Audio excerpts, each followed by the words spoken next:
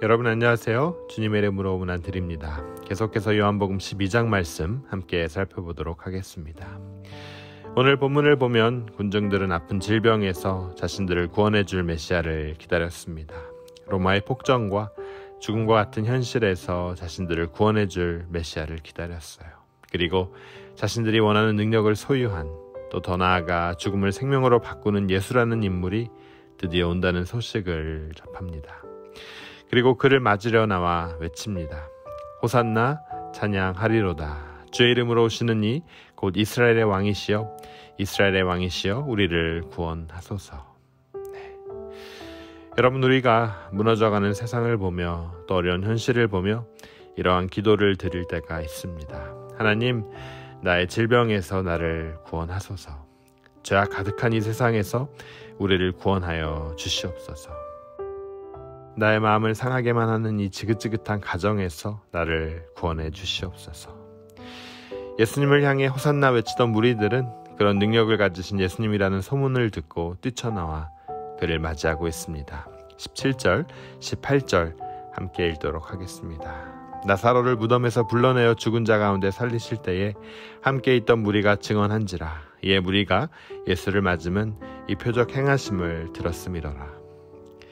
죽은 나사로를 죽은 자 가운데 살리신 예수님을 함께 있었던 무리가 증언했습니다.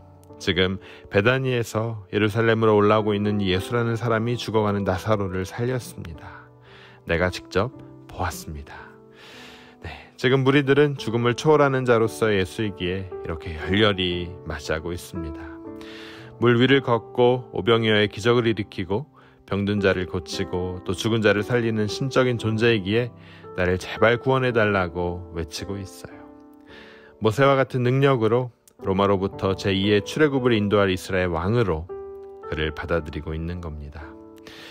여러분, 나귀는 왕에게 어울리는 교통수단은 아닙니다.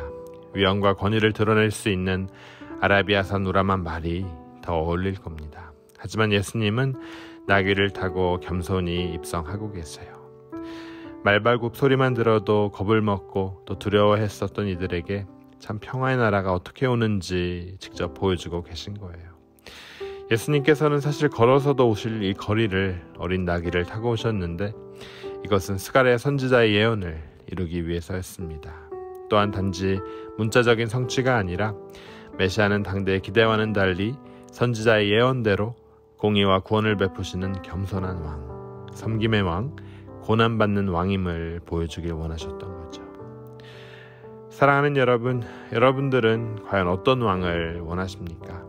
강한 능력으로 나를 도울 만한 왕을 원하는 것이 솔직한 마음일 겁니다.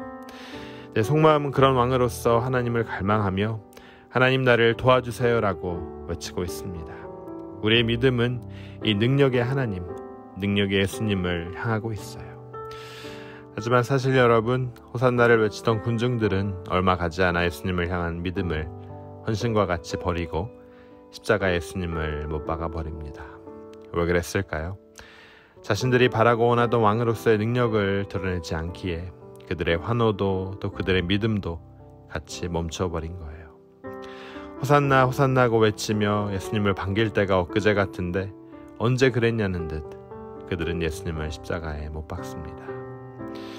여러분, 우리의 믿음도 멈춰 설 때가 있습니다.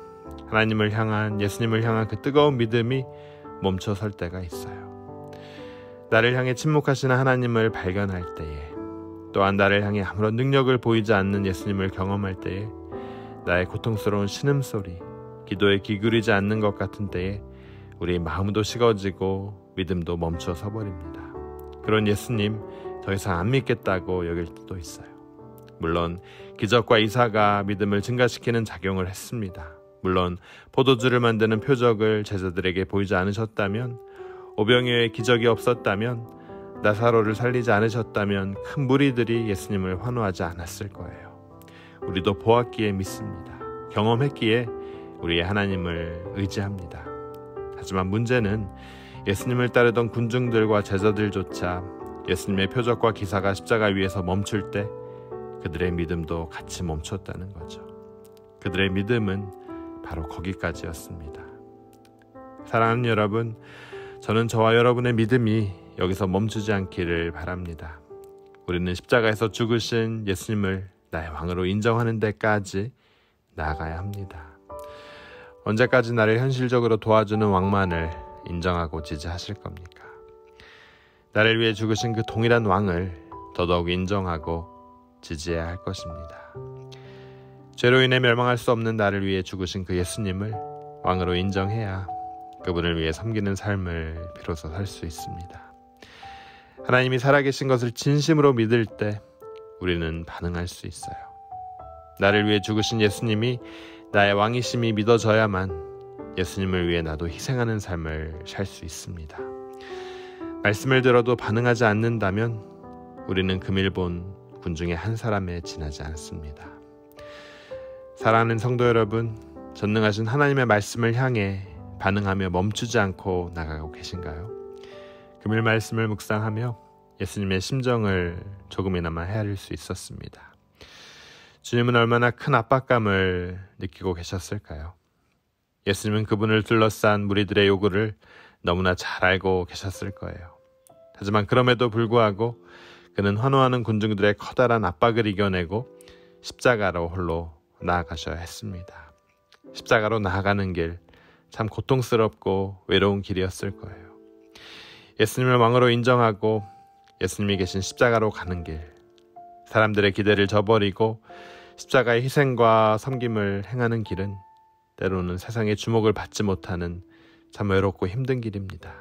하지만 그럼에도 불구하고 십자가의 예수님, 나를 위해 죽으신 왕의 십자가로 나아갈 수 있는 저와 여러분이 될 수 있기를 축복합니다. 우리의 믿음이 기적과 이사에만 머무는 것이 아니라 우리를 위해 십자가에서 돌아가신 그 예수님을 믿는 믿음으로 더욱더 나아가는 여러분 되시길 주님의 이름으로 축원합니다. 우리 함께 기도하도록 하겠습니다. 하나님 은혜에 감사합니다. 우리가 믿음의 여정을 걸어가며 나만을 위한 기도 제목을 채우는 일에만 연연할 때가 있습니다. 우리도 주님을 열렬히 찬양하며 주님의 이름을 부르다가 언제 그랬냐는 듯 주님을 다시 십자가에 못 박는 무리가 되길 원치 않습니다. 주님, 우리의 믿음이 현상에만 머무는 믿음이 아니라 우리를 구원하신 주님을 믿고 또 변화하는 믿음에 머무르게 하시고 그로 인해 주님의 나라를 섬기는 귀한 제자가 되길 간절히 원합니다. 우리의 여정 인도하여 주시옵소서. 주님, 우리에게 더 큰 믿음이 있길 간절히 원합니다. 그 믿음 허락하여 주시옵소서. 이 모든 말씀 예수 그리스도의 이름으로 간절히 기도드립니다.